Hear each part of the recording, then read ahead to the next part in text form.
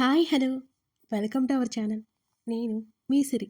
ఈరోజు మనం చెప్పుకోబోయే కథ 'ఏకాంత మంత్రం' పార్ట్ 17. కథలోకి వెళ్ళే ముందు వీడియోని లైక్ చేసి, హైప్ చేయడం మాత్రం మర్చిపోకండి. నేను లైక్స్ టార్గెట్ పెట్టానండి. ఇంకా అయితే ఒక్కరోజు కూడా రాలేదు. లైక్స్ చేసేయొచ్చు కదా! నేను కూడా హ్యాపీ ఫీల్ అవుతాను. చేస్తారు కదూ! తప్పకుండా చేసేయండి. ఇక కథలోకి వెళ్ళిపోదాం. ప్రతిదాన్ని నేను భూతద్దంలా చూస్తున్నాను. మొదటి నుంచి నెగటివిటీ నాకు నేనే క్రియేట్ చేసుకుంటున్నాను. ఇప్పటి నుంచి పాజిటివ్‌గా ఆలోచించాలి. వాళ్ళిద్దరికీ ఒకరంటే ఒకరికి ఇష్టం. అయినా దాదాపు 2, 3 సంవత్సరాల నుంచి మనోహర్ తెలుసు కదా మైత్రికి. ఇన్ని రోజుల్లో ఒక్కసారి కాకపోయినా ఒక్కసారైనా అతను చెడ్డవాడైతే తెలిసిపోతుంది కదా! నేనే ఎక్కువ ఊహించుకుంటున్నాను. కూల్ సాహి కూల్ అంటూ తనకు తానే సర్ది చెప్పుకుంది సాహితి. సరే మైతూ, మీ ఇద్దరు క్లారిటీగా ఉన్నారు కదా! అది చాలు అని మైత్రి చేతులు పట్టుకొని చెప్పింది సాహితి. చిన్నగా నవ్వింది మైత్రి కూడా. అప్పటికే అర్జున్ వచ్చి 3, 4 రోజులు గడిచిపోయాయి. 4వ రోజు రాత్రికి అతను వెళ్ళిపోవాలి. ఆ రోజు ఉదయం అర్జున్ కోసమని సర్దుతోంది అమృత. అక్కడే కూర్చొని వారుస్తున్నాడు. అవేం వద్దని ఆమె పెట్టేవన్నీ. మైత్రి సోఫాలో కూర్చుని పేపర్ చూస్తుంది. ఎక్స్‌క్యూజ్ మీ అని వినిపించగానే తల ఎత్తి చూసింది మైత్రి. ఎవరు అన్నట్టున్నాయి ఆమె చూపులు. అర్జున్ అని అడిగాడు. అర్జున్ కోసం వచ్చారా? పిలుస్తాను. ఒక్క నిమిషం. కూర్చోండి అని అతనికి చెప్పి కాఫీ తీసుకురమ్మని సర్వెంట్‌కి చెప్పి సోఫాలో నుంచి పైకి లేచింది మైత్రి. అమృత, అర్జున్ మాట్లాడుకుంటూ వస్తున్నారు అప్పటికే. అర్జున్, నీకోసం ఎవరో వచ్చారు చూడు అంటూ తమ్ముని చూసి సోఫాలో ఉన్న అతని వైపు చూపించింది మైత్రి. మైతు, అతను నా ఫ్రెండు మధు అంటూ మైత్రికి అతన్ని చూపించి పరిచయం చేశాడు అర్జున్. చిన్నగా నవ్వి ఊరుకుంది మైత్రి. అమ్మా, కిషోర్ అంకుల్ వాళ్ళ అబ్బాయి మధు అని అంటూ అమృతకి చెప్పాడు అర్జున్. ఇంకా నిలబడే ఉన్నావేంటి మధు, కూర్చో అంటూ మరోసారి చెప్పింది కాఫీ తీసుకురమ్మని. ఇప్పుడేం వద్దాంటీ, ఆల్రెడీ తాగేశాను అని తిరస్కరించాడు. మైత్రి వెళ్ళిపోతుంటే చేతిని పట్టుకుని సోఫాలో కూర్చోబెట్టి పక్కన కూర్చున్నాడు అర్జున్. అయ్యో అనుకుంటూ తమ్ముడు వైపు చూసింది మైత్రి. మైతు, నువ్వు అలా వెళ్ళిపోతే బాగుండదు. అంకుల్ కూడా డాడీకి మంచి ఫ్రెండ్ చిన్నగా అన్నాడు అర్జున్. సైలెంట్‌గా కూర్చుంది మైత్రి. అప్పుడప్పుడు అతను తన వైపు చూస్తూ మాట్లాడుతున్నా మధు వైపు ఇబ్బందిగా చూసింది ఆమె. మైతూ అంటూ అక్కడికి వచ్చిన సాహితీ వైపు అందరి చూపులు ఒక్కసారిగా పడ్డాయి. కొత్త వ్యక్తిని చూసి సైలెంట్‌గా అమృత పక్కకొచ్చింది సాహితి. సాహితీ ముఖకవళికలు చూసి నవ్వొచ్చింది అర్జున్‌కి. ఓకే అర్జున్, నేను వెళ్ళొస్తాను అంటూ మైత్రి వైపు ఒకసారి చూసి అర్జున్ వైపు తల తిప్పాడు మధు. నేను ఉన్నా లేకపోయినా అప్పుడప్పుడు ఇంటికి వచ్చి వెళ్తుండు మధు అంటూ మధుకర్ని హత్తుకున్నాడు అర్జున్. అలాగే అన్నట్టు తల ఊపి మైత్రి వైపు చూస్తూ చిరునవ్వు చిందించి అక్కడి నుంచి వెళ్ళిపోయాడు మధుకర్. మీరు ఏదో సీరియస్ డిస్కషన్లో ఉన్నారనుకుంటా, డిస్టర్బ్ చేసినందుకు సారీ అని అంది సాహితి మెల్లిగా. అలా ఏం లేదు, ఆ మాత్రం దానికి సారీ ఎందుకు అని అన్నాడు అర్జున్. హమ్మయ్య, అదేమంతా సీరియస్ కాదా అయితే? ఏమైందో ఏంటో అని భయపడి చచ్చాను అంటున్న అమృత మెడ చుట్టూ చేతులు వేసింది సాహితి. అదేం లేదులే సాహి, అర్జున్ వెళ్తున్నాడు కదా, తన ఫ్రెండ్ వచ్చాడు కలవడానికి అని అంది అమృత. ఆ మాట వినగానే సాహితీ ముఖంలో డిసప్పాయింట్నెస్ స్పష్టంగా తెలుస్తుంది. అర్జున్ గమనించలోపే ఆమె వెంటనే ముఖం తిప్పేసుకుంది. అర్జున్ ఇంకా కొన్ని సర్దాల్సినవి ఉన్నాయి నాన్న అని అమృత అనగానే, అమ్మా, నా వల్ల కాదు, వదిలే, ఇప్పటికే బోల్డని పెట్టేశావు, ఇక అవన్నీ వేస్ట్ అయిపోతాయమ్మా అంటూ తల్లి గడ్డం పట్టుకుని బ్రతిమాలాడు అర్జున్. ఆంటీ, అంత ప్రేమగా ఇస్తుంటే తీసుకెళ్ళొచ్చు కదా అర్జున్, ముసుముసుగా నవ్వుకుంటూ అంది సాహితి. ఒకసారి నా రూంలోకి వచ్చి చూడు సాహి, అప్పుడు అసలు విషయం నీకు అర్థమవుతుంది అని చురుగ్గా గుర్రుగా చూశాడు అర్జున్. నీ రూంలో ఏముంది అంత రహస్యం? సాహితి కళ్ళెగరేసింది. చూపిస్తాన్రా అంటూ ఆమెను అందుకోపోయాడు అర్జున్. అతనికి అందకుండా పరుగులు పెట్టింది. అతను ఆమెను అందుకోవడానికి ప్రయత్నం చేశాడు. గబగబా మెట్లు ఎక్కి పై గదిలోకి వెళ్ళింది. సాహి, పడిపోతావు మెల్లిగా అని హాల్లో నుంచి అరుస్తోంది మైత్రి. మైత్రి మాటలు పట్టించుకోకుండా అర్జున్ వస్తున్నాడు అని గబగబా ముందుకు పరిగెత్తింది. ఒక్కసారిగా కింద పడిపోయింది సాహితి. అయ్యో అంటూ గబుక్కున ఆమె దగ్గరికెళ్ళాడు Arjun. Sahi, are you okay? అతని కళ్ళల్లో కంగారు కనిపించింది. నొప్పిగా ఉంది అని మూతి ముడుచుకుని చెప్పింది. ఏమైంది చూడు నీవు ఆమె కాళ్ళు పట్టుకోపోతుంటే వెనక్కి లాక్కొని ఇట్స్ ఓకే అర్జున్ అని మళ్ళీ అతని వైపుకి తిరిగి నీ వల్ల నేను కింద పడ్డాను అని దిగులుగా ముఖం పెట్టి చెప్పింది. అప్పటికే సాహితీ పడిపోయి అరవడంతో గబగబా పైకి వచ్చారు అమృత మైత్రి. చెప్తూనే ఉన్నాను కదే నీకు, చూసుకోవా? కోపంగా చూసింది మైత్రి. టక్కున తలదించేసింది సాహితి.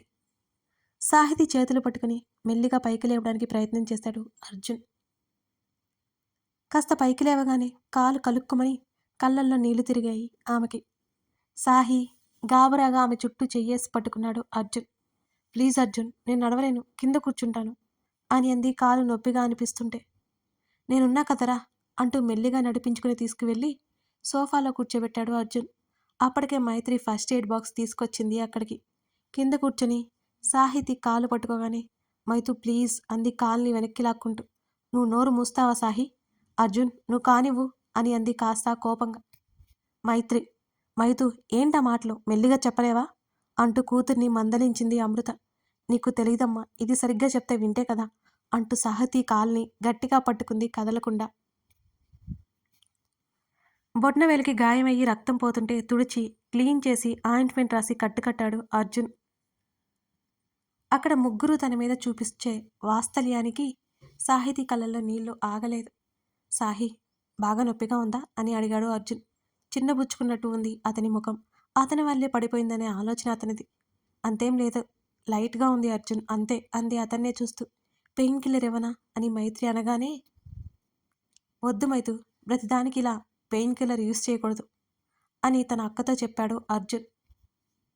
సాహి కాసేపటికి కొంచెం నొప్పి ఎక్కువగా ఉంటుంది, ఆ తర్వాత నిదానిస్తుంది, ఇలాగే కూర్చో కాసేపు, ఆ తర్వాత ఇంటికి తీసుకెళ్తానులే అని అర్జున్ తల ఎత్తి ఆమెనే చూస్తూ అన్నాడు. అలాగే అన్నట్టు తల ఊపింది సాహితి. మీరింకా అలా సాహితికి తోడుగా కూర్చోండి, కాఫీ తీసుకొస్తాను అని అంది అమృత. ఆంటీ ఇప్పుడేం వద్దు, మీరు అర్జున్ కోసం ఏదో సర్దుతూ ఉన్నారు కదా, అవి చూడండి అని అంది సాహితి సున్నితంగా తిరస్కరిస్తూ. సాహి మళ్ళీ మొదటకొచ్చావా అన్నాడు అర్జున్. అర్జున్ నేను మామూలుగానే అన్నాను అని అంది నవ్వు దాచుకుంటూ. అవునవును నిజమే అన్నాడు ఆమెను పైనుంచి కింద వరకు చూస్తూ. కాఫీ తీసుకొస్తాను అని వెళ్ళిపోయింది అమృత. అర్జున్ అప్పుడే వెళ్ళిపోవాలా అంటున్న ఆమె మాటల్లో ఆర్ద్రత అతని మది లోపలికి చొచ్చుకుపోయింది. కానీ అతని మెదటికే అర్థం కాలేదు. అవును. ఇంకేం మాట్లాడలేకపోయింది. అతను తాత్కాలికంగా దూరం అవడం కూడా ఆమె తట్టుకోలేకపోయింది. అతను ఉన్న 4 రోజులు వసంతంలా అనిపించింది ఆమెకి. సాహితీ బాధ ఏంటో అర్థమయ్యి తనేమీ చేయలేక మౌనంగా ఉంది మైత్రి. దాదాపు మరో గంటపాటు అక్కడే ఉన్న సాహితీ నోటి నుంచి ఒక్క మాట కూడా రాలేదు. అర్జున్ ఇంక నేను ఇంటికి వెళ్తాను. సోఫాల నుంచి పైకి లేచింది. గబుక్కున మళ్ళీ సోఫా మీద కూలబడింది. ఆ నొప్పికి తాళలేక. అర్జున్ అది నడవలేదు కానీ నువ్వు తీసుకెళ్ళు అంది మైత్రి. వద్దర్జున్, మొన్నేమో ఆయిల్ పడింది, ఇవాళేమో కాలికి దెబ్బ తగిలించుకున్నాను. అమ్మకు తెలిస్తే ఇక అంతే సంగతి. ఇప్పుడు కాదు, నువ్వు నన్ను తీసుకెళ్ళడం చూసిందనుకో ఇక క్లాస్ తీసుకుంటుంది అని అంది సాహితి భయంగా. మరి ఎలా వెళ్తావే సీరియస్గా చూసింది మైత్రి. నాకు కూడా అదే అర్థం కావడం లేదు మైతు అంటూ క్వశ్చన్ మార్క్ ఫేస్ పెట్టుకుని మైత్రి వైపు తల తిప్పి చూసింది సాహితి. ఆ ఎక్స్ప్రెషన్కి నవ్వేశాడు అర్జున్. తప్పంతా నాదే కదా, నేను చెప్తానులే పదా, నీ బదులు ఆ తిట్లేవో నేనే తింటాను అని అర్జున్ అనగా, నువ్వేం చేశావు అర్జున్, నేనే చూసుకోకుండా పడిపోయాను, వెళ్దాం పదా అంటూ అతని చేతిని పట్టుకుంది సాహితి.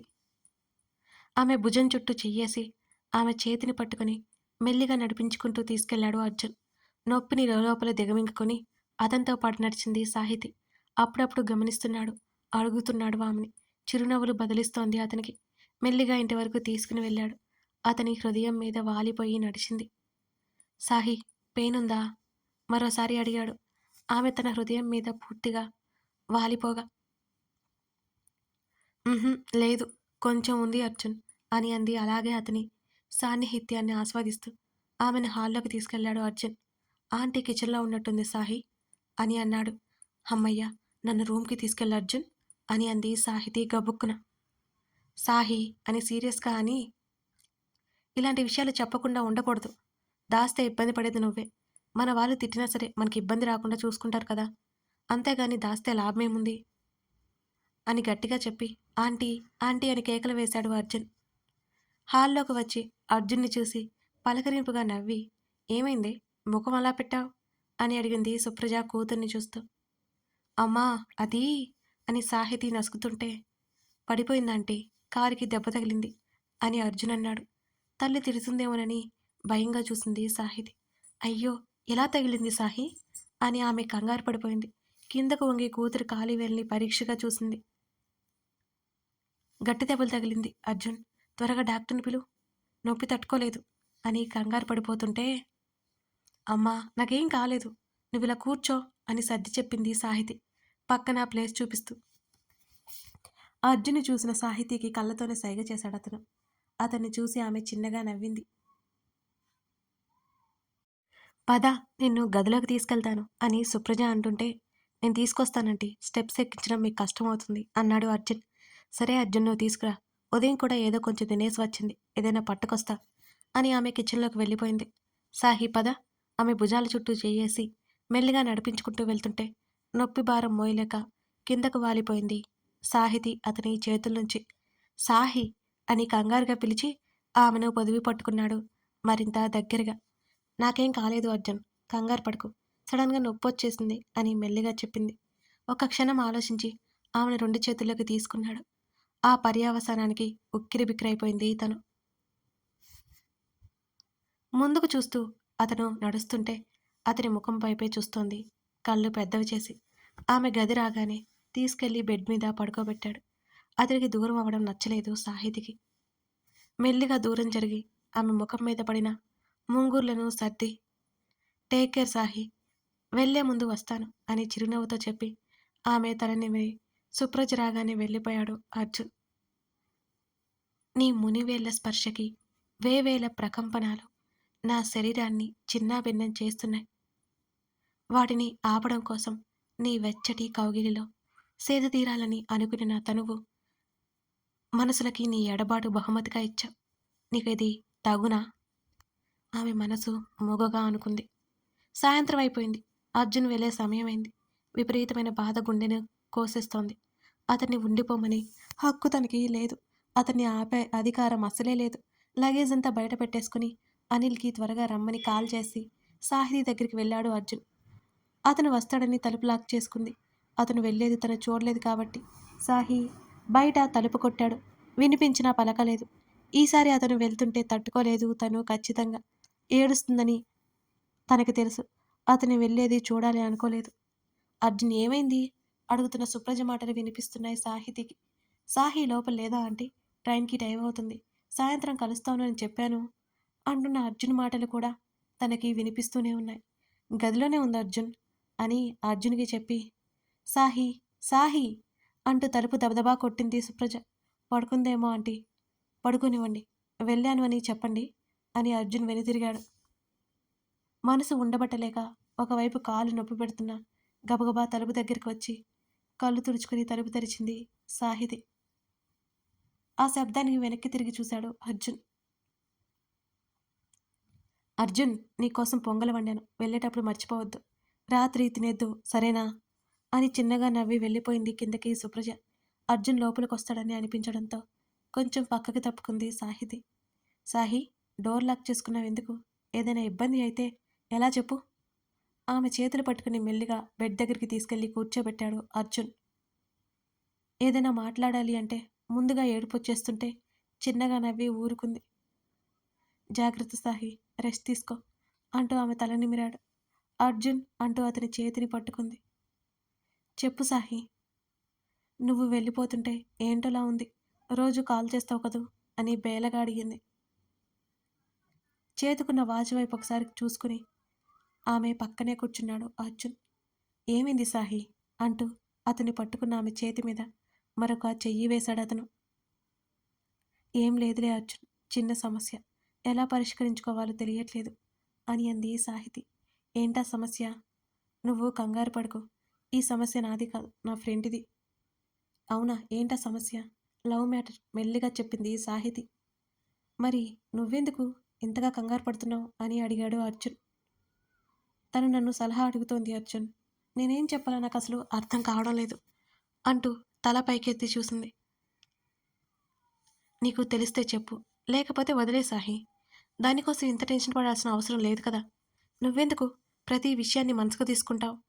అది చాలా ప్రమాదకరం సాహి అని అర్జున్ అంటుంటే ఇంకేం మాట్లాడలేదు తను. నీ స్వభావమే అంతని నాకు తెలుసు కానీ అనవసరమైన వాటి గురించి ఎక్కువ ఆలోచించకూడదు. సరే నీ ఫ్రెండ్ ప్రాబ్లం ఏంటో చెప్పు అని అర్జున్ అడిగాడు. కథ కొనసాగుతుంది. మరి తన ఫ్రెండ్ ప్రాబ్లం ఏంటో సాహితీ చెప్తుందా? అది చెప్పాక అర్జున్ ఎలా రియాక్ట్ అవుతాడు? అది సాహితీ ప్రాబ్లం అని అతను కనిపెడతాడా? తెలుసుకోవాలి అంటే ఈ కథను మీరు పూర్తిగా చూడాల్సిందే. కథ నచ్చితే లైక్ చేసి మీకేమనిపించిందో కామెంట్ చేయడం మాత్రం మర్చిపోకండి. ఇంకా మన ఛానల్‌ని ఎవరైనా సబ్స్క్రైబ్ చేసుకోనట్లయితే సబ్స్క్రైబ్ చేసుకొని సపోర్ట్ చేస్తారని ఆశిస్తున్నాను. మీరు సబ్స్క్రైబ్ చేసుకొని సపోర్ట్ చేస్తే ఇంకా మన వీడియోస్ మిగతా వాళ్ళకి కూడా రీచ్ అయ్యి కొత్త వ్యూవర్స్ రావడానికి అవకాశం ఉంటుంది. మర్చిపోకండి. Thank you.